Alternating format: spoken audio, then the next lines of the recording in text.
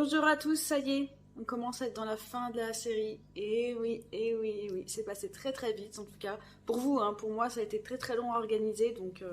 Mais voilà, c'est très bien aussi comme ça.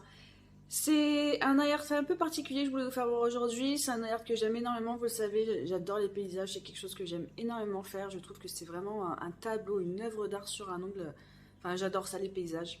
Je voulais faire un différent du premier que je vous ai fait voir. Il était très relief. Le premier, là, beaucoup moins.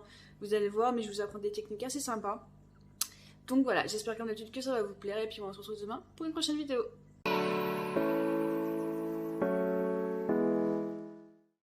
On va commencer avec la couleur meringue, c'est un gel paint de chez Montecito que j'applique en 2 couches et que je catalyse. Sans avoir dégraissé, je vais prendre la couleur Sweet Blue que je vais mélanger avec le Jet Black. Donc c'est un bleu très très clair que je mélange avec un gel paint noir tout simplement pour avoir un effet de rivière un peu bleutée, grisée, vous savez, quelque chose qui est dans le temps un peu figé on va dire. Donc j'ai mélangé les deux pour avoir cette couleur là qui est très très jolie, un peu pétrole passé. Et en fait, je viens tout simplement tracer ma rivière, puis après, je viens rajouter un petit peu de Sweet Blue à quelques endroits pour donner un effet de vague, quelque chose qui soit quand même assez vivant.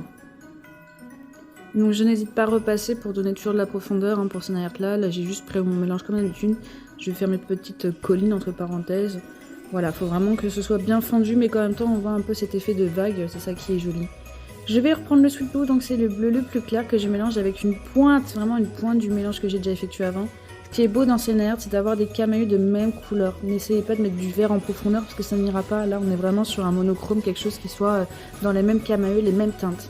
Je vais prendre mon éponge, comme vous voyez. En fait, je viens tout simplement appuyer légèrement sur mon mélange que j'ai effectué pour donner du relief, vraiment avoir un aspect de profondeur, quelque chose qu'on voit au loin. Vous savez, les arbres qu'on voit au loin, ils sont un petit peu floutés, comme ça. Je fais comme un baby boomer, je repasse plusieurs couches, je catalyse, je reprends ma couleur, j'essaye de vraiment donner un effet de relief. Avec mon éponge, je peux la mettre aussi un petit peu verticalement, du coup ça nous donne vraiment des arbres vraiment très très loin. Je passe aussi près de ma petite rivière, ne laissez pas la neige qui est toujours près d'un lac ou d'une rivière, enfin quelque chose qui soit près d'un point d'eau blanc, sinon on a l'impression de ne pas avoir de profondeur. Le ciel, vous pouvez le laisser blanc, mais les sujets qui sont près de l'eau, essayez de mettre quelque chose pour que ce soit plus fondu, pas que ce soit trop figé en fait, c'est vraiment les dégradés qui fait que c'est pas figé. Je catalyse et après je passe à mon arbre, c'est tout simple, j'ai repris mon gel paint noir pour tout simplement faire mon arbre que je vais recouvrir après de petites neiges pailletées, ça va être très sympa tout ça. Je repasse à certains endroits pour donner un peu de relief, comme d'habitude, c'est un peu freestyle, c'est une arrière clairement. Je catalyse et je dégraisse, comme d'habitude, vous le savez, quand on passe un top mat, on dégraisse toujours, sinon on a un aspect flouté et ce n'est pas joli du tout.